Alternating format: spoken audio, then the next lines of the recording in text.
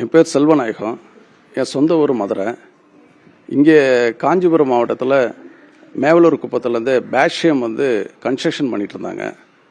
Sir, பேட்ஷியம் ஒரு பிராண்டுக்காக தான் ஒரு 25 லட்ச ரூபா கொடுத்து இங்கே அப்பார்ட்மெண்ட்டு நான் பர்ச்சேஸ் பண்ணேன். பேட்ஷியத்து மேலே முழு நம்பிக்கை எனக்கு இருந்துச்சு. ஏன்னா அது பிராண்டட் கம்பெனிக்காரங்க. ஆனால் இங்கே குவாலிட்டி போக போக ஒவ்வொரு வாங்கின மாதத்துலேருந்து குவாலிட்டி இஷ்யூ வந்துக்கிட்டே இருக்குது.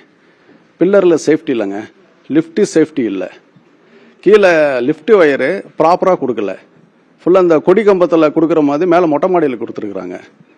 எதுவுமே சேஃப்டி இல்லை. இங்கே பக்கத்தில் சவிதா ஸ்டூடெண்ட்ஸ் இங்கே படிக்கிறாங்க.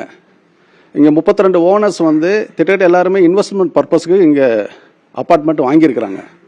ஆனால் அங்கே சேஃப்டி ரொம்ப ஒஸ்ட்டு. பேட்ஷியத்துக்கு 5 வருஷமாக நாங்கள் ஃபாலோ பண்ணிகிட்டு இருக்கிறோம். மெயில் போட்டு வராங்க, பேட்ச் ஒர்க் பண்ணுறாங்க. ஒரு கரெக்டான ஒரு ரெஸ்பான்சிபிலிட்டி கிடையாது. சொல்லப்போனால் பில்டர்ஸ் பொறுத்தல ஒரு பில்டிங் கட்டி கொடுக்குறவங்கன்னா ஒரு 5 வருஷம் தான் ஒரு வேலிடிட்டி மாதிரி கொடுக்குறாங்க. இங்கே லீச் அலர்ட்டில் பிளாக் 1, பிளாக் 2, பிளாக் 3, பிளாக் 4 திட்டத்தட்ட கட்டிக்கிட்டே போயிட்டுருக்குறாங்க. வில்லாஸு கட்டிகிட்டு இருக்கிறாங்க. இங்கே இருக்கிற பிரச்சனையே என்னன்னா இந்த குவாலிட்டி அது சுத்தமாகவே சரியே இல்லை. எங்கே தொட்டாலும் இடிஞ்சு விழுகுது.